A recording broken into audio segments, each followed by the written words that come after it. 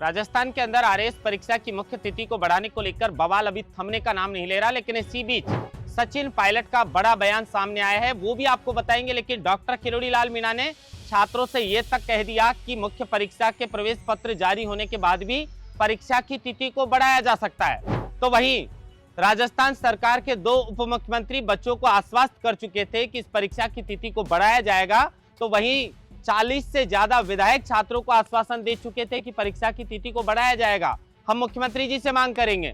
यहां तक कि राजस्थान बीजेपी के प्रदेश अध्यक्ष मदन राठौड़ ने छात्रों का जब अनशन तोड़वाया था तो उस वक्त छात्रों को आश्वस्त किया था कि मुख्यमंत्री जी से बात करेंगे और परीक्षा की तिथि को बढ़ाया जाएगा।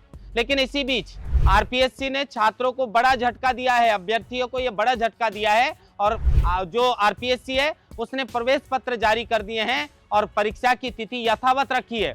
अब जो छात्र लगातार विगत कई दिनों से प्रोटेस्ट कर रहे थे उनको ये बड़ा झटका है, लेकिन छात्रों ने भी कह दिया है कि हम परीक्षा का बहिष्कार करेंगे। अब आप बताइए, डॉक्टर किरोड़ी लाल मीणा ने काफी दिन पहले ये बात कह दी थी कि पहले जो परीक्षा आरएएस की हुई थी उसका अंतिम परिणाम आने से पहले अगर इसकी मुख्य परीक्षा आयोजित करवाई जाएगी तो छात्रों का बड़ा नुकसान होगा, और इसी को लेकर लगातार छात्र परीक्षा की तिथि को बढ़ाने की मांग कर रहे थे।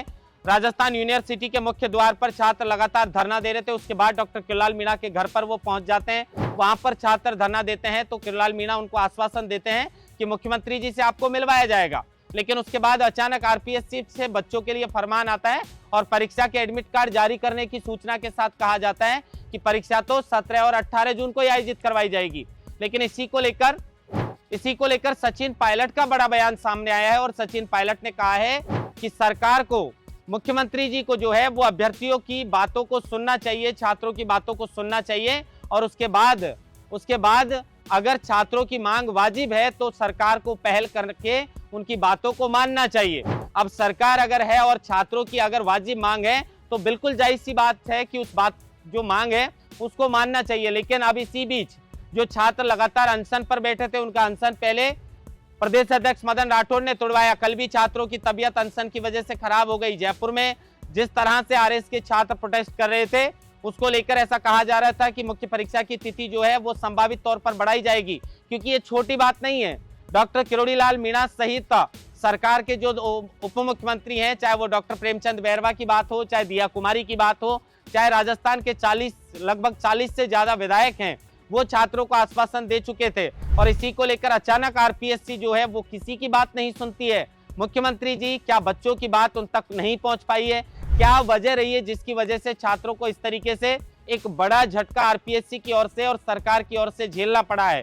क्योंकि छात्रों को कहीं ना कहीं इतना बड़े स्तर पर प्रदेश अध्यक्ष का आश्वासन मिला था, कैबिनेट मंत्री का आश्वासन मिला था, दो जो है सरकार के उप मुख्यमंत्री आश्वासन दे चुके थे, विधायक आश्वासन दे चुके थे। उसके बाद छात्रों को ऐसा लग रहा था कि मुख्य परीक्षा की तिथि जो है वो संभावित तौर पर बढ़ाई जाएगी। लेकिन उसके बाद अचानक जो राजस्थान पब्लिक सर्वर कमीशन है उसकी ओर से छात्रों को एडमिट कार्ड जारी करने का जो है वो सूचना दी गई और कहीं ना कहीं परीक्षा की तिथि को यथावत रखा गया है।